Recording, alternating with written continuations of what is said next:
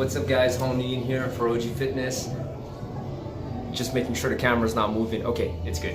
So I'm here at work in the office. I have consultations to do. So as a personal trainer, working in the gym, then you have, when clients, they join the gym, they get a free consultation. So as a trainer, then we meet up with them and we discuss what are their objectives, what are their needs, and so on. And then of course we offer them our services, right?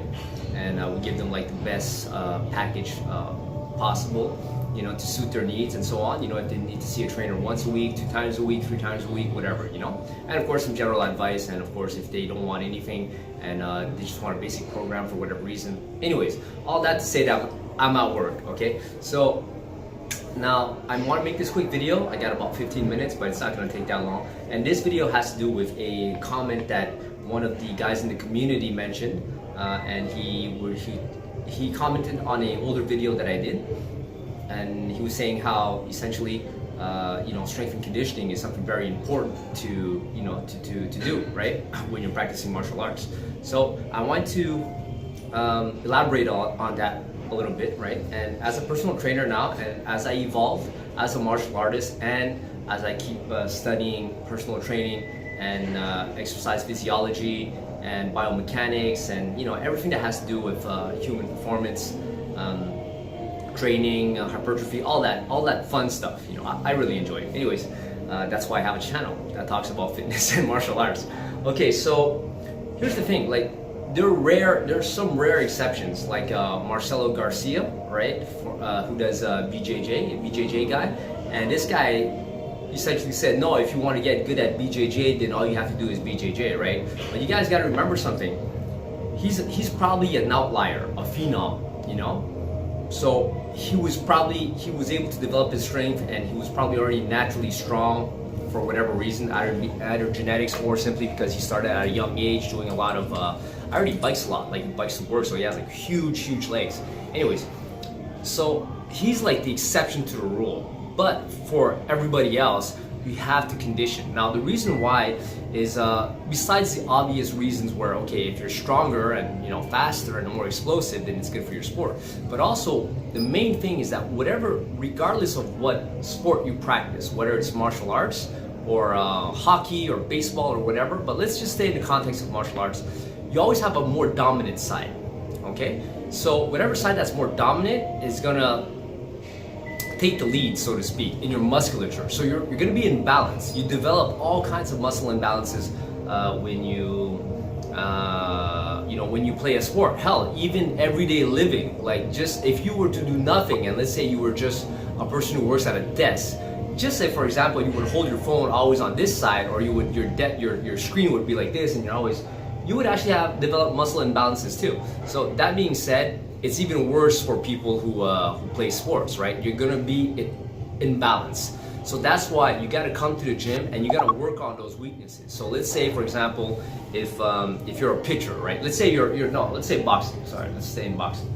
So me, I'm left-handed, so I'm always punching with my left hand, Or actually, I'm jabbing. I don't know if you guys had the same angle, probably not. But anyways, this is my right arm. So I was jabbing like this, jabbing, uppercut, jabbing, hooking, jabbing, and oh shit, sorry about that, guys. Kicked that, got a little bit excited. Okay, so if I'm always like this, well, what's gonna happen is that all the muscles here are gonna be overdeveloped compared to this side. This side, yeah, you could argue that you punch a lot here, but if you're a type of guy, most guys, if you use your jab a lot, right? This one side is gonna be stronger than this side, and on top of that, you never, in boxing, for example, you're always hunched over like this, kind of, so that your chin is not up in the air.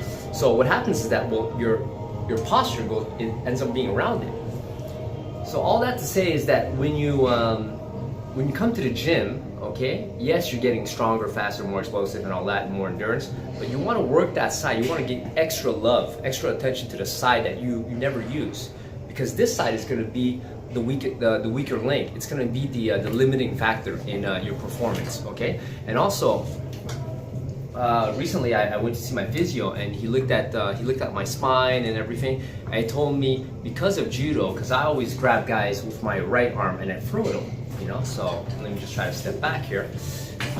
So I grab them here and I spin like this. So this side of my musculature is overdeveloped compared to the other side. And what happens is that fucking thing, because of that, it gave me a sclerosis. What that is that a deviation of the spine, because my musculature just pulled my spine to the fucking right. See what I mean? So imagine if you're a BJJ guy and you're always in these weird positions and you're always passing just on one side. So now I understand that sometimes in a sport we can't be training, if we want to get good fast, right? We have to master one side first. I agree with that, right? You can't just do two sides or you'll just have two mediocre sides instead of one really strong side. And we always tend to find our way to our strong side.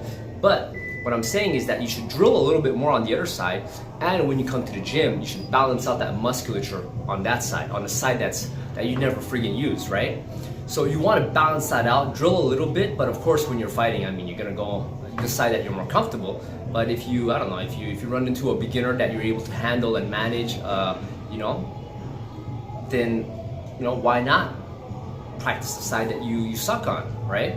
Weaker on. So that's it for this video. So I just wanted to talk about muscular imbalances and how we're all fucked up. We're all like imbalanced. So when you come to the gym, think of it as a place to not only to get stronger and faster and all that, but really to balance out your musculature so you have more longevity. And here's the thing, if you're an athlete, there's no way you'll ever be perfectly balanced. You could, you could balance it. It's relative balance that you're gonna be able to achieve, right?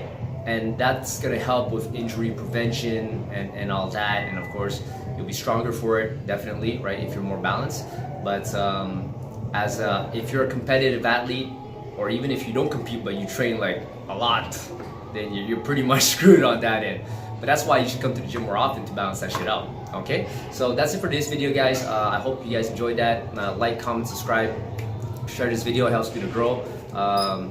And what else I was gonna say? Oh, for those of you guys who, if this is your first time, then yeah, this channel is all about fitness and martial arts for older guys.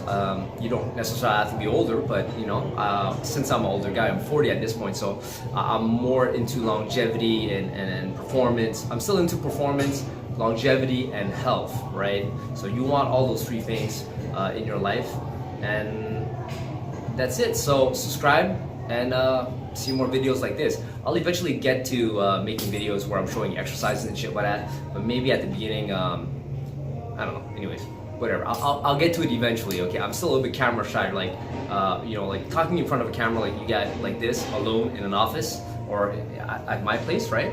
Is one thing, but then going out there, I'm still a little bit, I know I gotta get over it, but I'll do something soon, all right? Promise. Okay, thank you guys, thank you for your time. See you next time, peace.